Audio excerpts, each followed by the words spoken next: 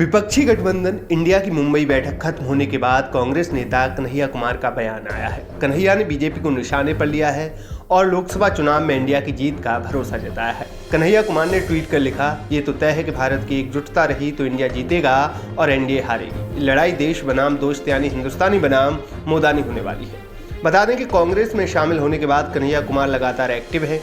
NSUI का अध्यक्ष बनने के बाद उनका जोश हाई है। उन्हें कांग्रेस की वर्किंग कमेटी में जगह मिली है। वो देश भर में लगातार दौरे कर पार्टी के लिए प्रचार कर रहे हैं, तो साथ ही बीजेपी और मोदी सरकार पर भी लगातार हमलावर है। कुछ दिन पहले कोलकाता में आयोजित कांग्रेस छात्र परिषद के कार्यक्रम में कन्हैया कुमार ने बीजेपी पर जमकर हमला बोला।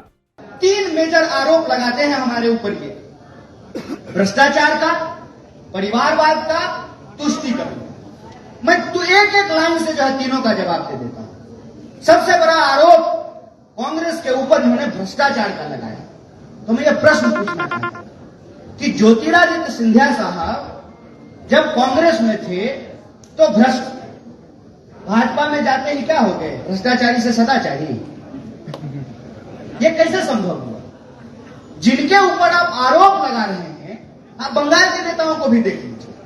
जब तक वो भाजपा में नहीं थे तब तक उनके घर पे ईडी आ रहा था। जो ही बीजेपी ज्वाइन कर लिया, ईडी जो है पता नहीं रास्ता भूल गया, हो सकता है उसका गूगल मैप नहीं काम कर रहा हो, ईडी आना बंद हो गया।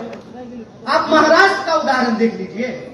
इनको लगा कि हम महाराष्ट्र जो है वो हारने वाले हैं। महाराष्ट्र में आपने क्या देखा कि महाराष्ट्र में किसी भी तरीके से ये चाहते थे कि वहां पर जो महाविकास आघाड़ी है उसको तोड़ दिया जाए।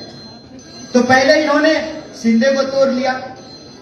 जब शिंदे को ले आए तो इनको लगा कि ये काफी नहीं है, तो फिर पवार साहब के परिवार को तोड़ दिया।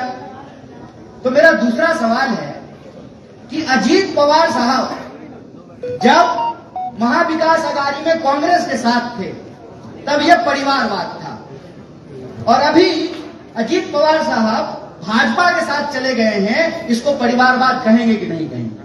इसीलिए मैं खास करके अपने छात्र नौजवानों से अपील कर रहा हूं कि आपको पढ़ना है, आपको समझना है अपने हक और अधिकार को, समाज को, देश को, और उसी पढ़ाई के बदौलत, ज्ञान की बदौलत सत्य की सत्ता को आपको स्थापित करना पड़ेगा। और यह जो झूठ की सत्ता है आज इंसान को जो बांटने की कोशिश कर रही है, इसको आपको एक्सपोज करना पड़ेगा। और ये बार बार हमारे राष्ट्रीय प्रतीक चिन्हों का इस्तेमाल करके, हमारे धर्म के प्रतीक चिन्हों का इस्तेमाल करके इस समाज को जो कमजोर करने की कोशिश कर रहे हैं, इस कोशिश को हमको नाकाम करना पड़ेगा।